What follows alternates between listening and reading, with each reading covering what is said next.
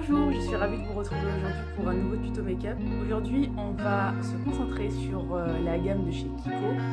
Pas spécialement la nouvelle, pas spécialement l'ancienne, mais un mélange de tout. Alors, pour commencer, je n'ai pas d'anti-cerne Kiko. Pourquoi? Parce que pour moi, il n'y en a pas spécialement qui font l'affaire.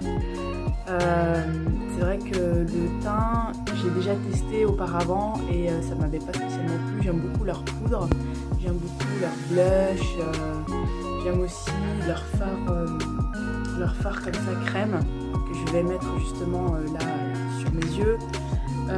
J'aime beaucoup aussi leur rouge à lèvres, je sais pas si je l'ai dit, mais j'aime beaucoup aussi leur rouge à lèvres, ils sont vachement bien. Donc en ce qui concerne l'anti-cerne, je vais utiliser un anti-cerne, je vais utiliser des anti-cernes en fait qui sont plutôt abordables et intéressants en termes de qualité-prix et que vous avez déjà vu d'ailleurs sur ma chaîne. J'utilise très souvent en ce moment. Alors c'est l'anti-cerne de chez LA Girl, le Pro Concealer. Avant de commencer le make-up, il faut savoir que j'ai déjà mis tous mes produits soins, d'accord? Donc là, on va vraiment commencer le make-up parce que le soin, vous voyez de toute façon que mon visage est assez brillant. Et justement, c'est dû à tous les produits soins que j'ai pu mettre auparavant.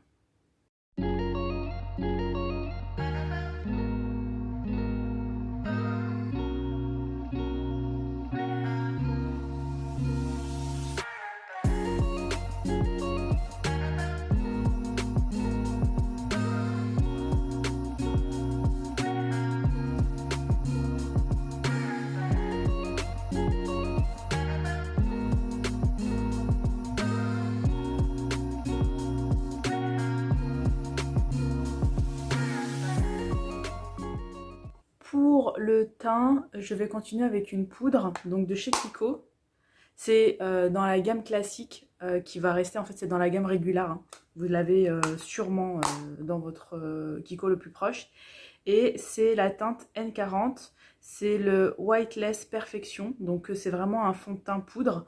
J'aime bien ce type de produit, comme vous le voyez j'utilise énormément. D'accord, ça c'est des produits qui sont vraiment en fait que j'utilise sur moi. C'est vraiment des produits que j'aime beaucoup parce que c'est rapide, j'ai pas besoin de fond de teint.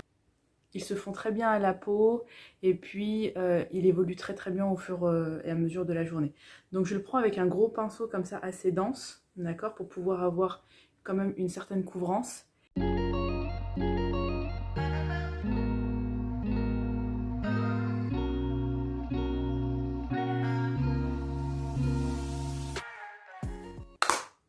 Voilà pour le teint.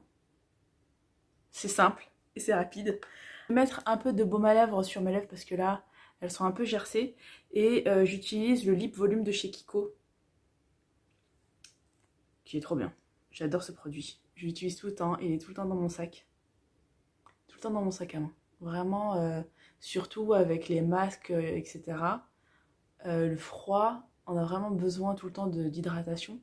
Et ce produit, je l'aime beaucoup parce que même si on ne veut pas mettre de rouge à lèvres, et qu'on est soit dans la voiture ou dans un endroit où on peut retirer le masque, on en met et ça fait du bien aux lèvres. Sincèrement, ça fait beaucoup de bien aux lèvres. Pour le contouring, je n'ai pas du tout de poudre bronzante de chez... étant donné que j'en ai pas, je vais utiliser la poudre bronzante de chez H&M, que j'aime beaucoup. Donc elle est hyper pigmentée, mais elle se diffuse assez facilement et elle se travaille assez facilement, donc il n'y a pas de problème.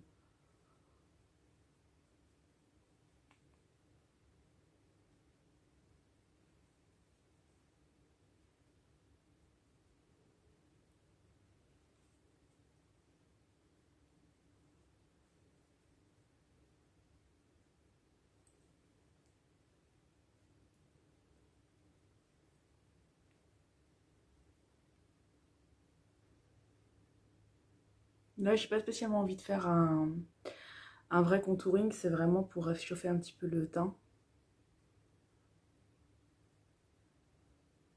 C'est mon make-up de tous les jours, quoi.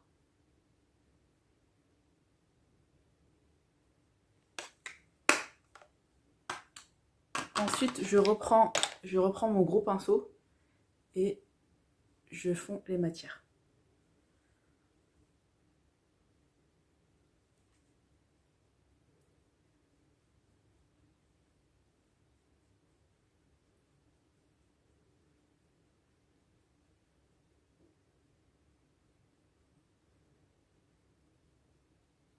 Pour les yeux, je vais prendre ce produit qui est le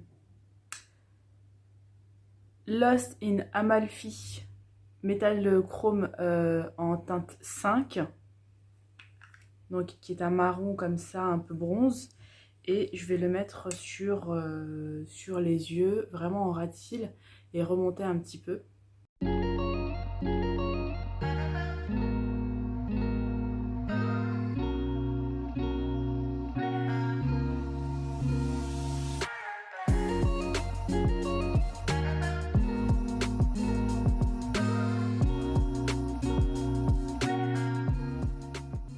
Je prends le stylo Long Lasting Eyeshadow Stick de chez Kiko, en teinte bronze aussi, pareil. Un tout petit peu plus foncé, hein. On est sur un marron un tout petit peu plus foncé. Et ensuite, je viens le déposer au niveau du ras de cils inférieur. Voilà. Et je viens le travailler avec le pinceau. On peut prendre un pinceau plus petit, d'accord? Ou sinon, si on n'a pas beaucoup de pinceaux, ce qu'on peut faire, c'est prendre son pinceau, le pincer, d'accord? Et travailler la matière comme si on avait un pinceau plat.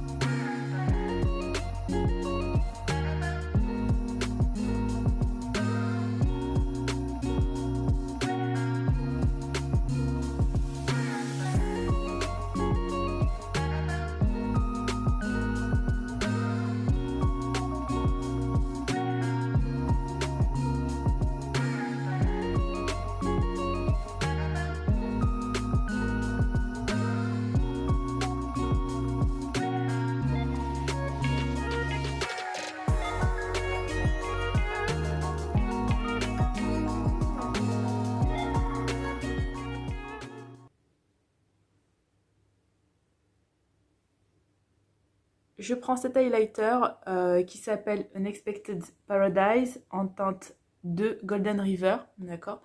Et c'est une teinte dorée comme ça que je vais venir ajouter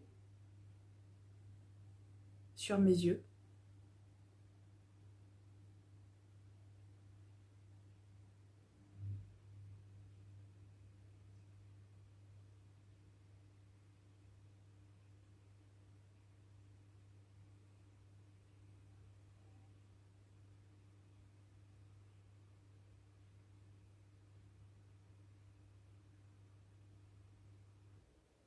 J'ai repris le même pinceau. J'ai repris le même pinceau que tout à l'heure et je viens ensuite remettre encore un peu de matière avec le doigt. Et je le mets ici au niveau des joues supérieures.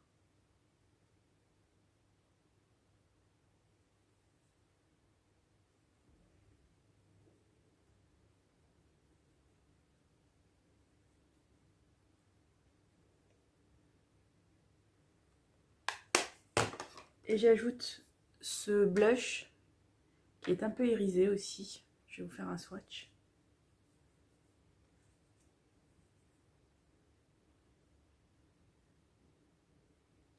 Qui est très très joli.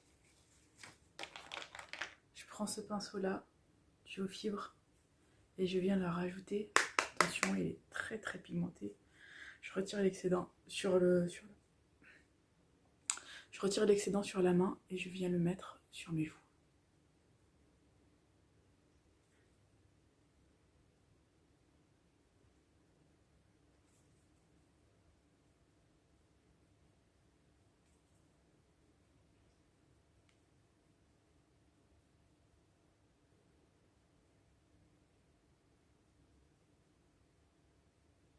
Soit on ajoute un eyeliner, soit on reste comme ça avec les yeux, d'accord?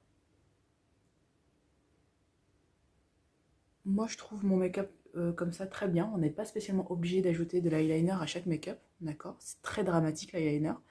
Mais pour un make-up de soir par exemple, ou bon, de journée, je pense que c'est un peu trop pour la journée, mais pour le soir ça peut être sympa. Les produits sourcils de chez Kiko, j'en ai testé plusieurs. Et en termes de couleur, ça va pas du tout. C'est très très chaud comme couleur. Et je trouve pas du tout une couleur qui correspond à mes sourcils. Donc là, en petit prix, je prends le NYX. Et je le mets au niveau des sourcils. Pour le mascara, je vais présenter deux produits. Vous avez le Luxurious Lashes en waterproof, donc le bleu comme ça, et vous avez celui-ci donc qui fait partie de la même gamme que celle-ci, qui est le Lost in Amalfi, le 24 Lasting Click Mascara. Pourquoi clic? Parce qu'en fait pour l'ouvrir, c'est un clic, et le fermer comme ça.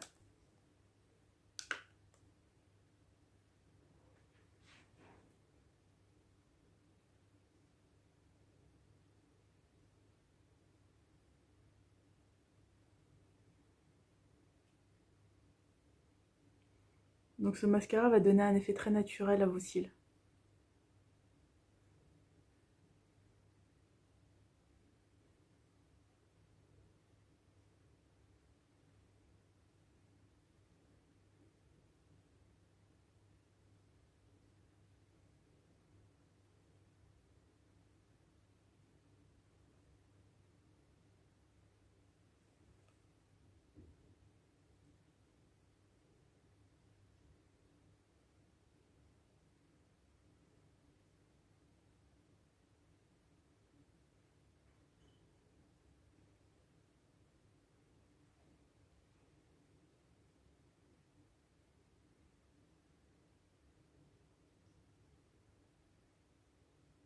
Pour le contour de mes lèvres, je vais ajouter un crayon un peu plus foncé que ce que je vais mettre en rouge à lèvres, d'accord, pour donner un peu de relief à mes lèvres. Et je vais utiliser le Kiko Bordeaux, le Fall 2.0 en lip liner. Celui-ci aussi, hein, vous en avez d'autres après, c'est pas, vous n'êtes pas obligé d'utiliser le même, quoi. Là, j'utilise vraiment ce que j'ai à la maison et pour vous montrer ce qu'on peut faire.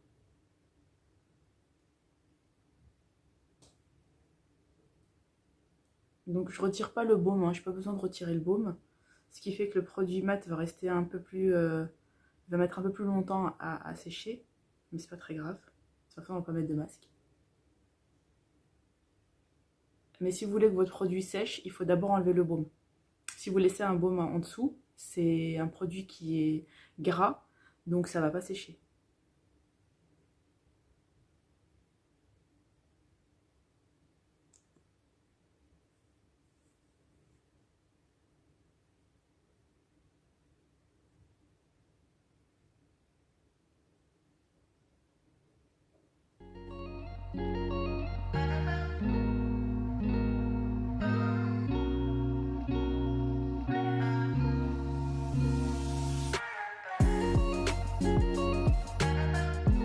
Voilà le look final.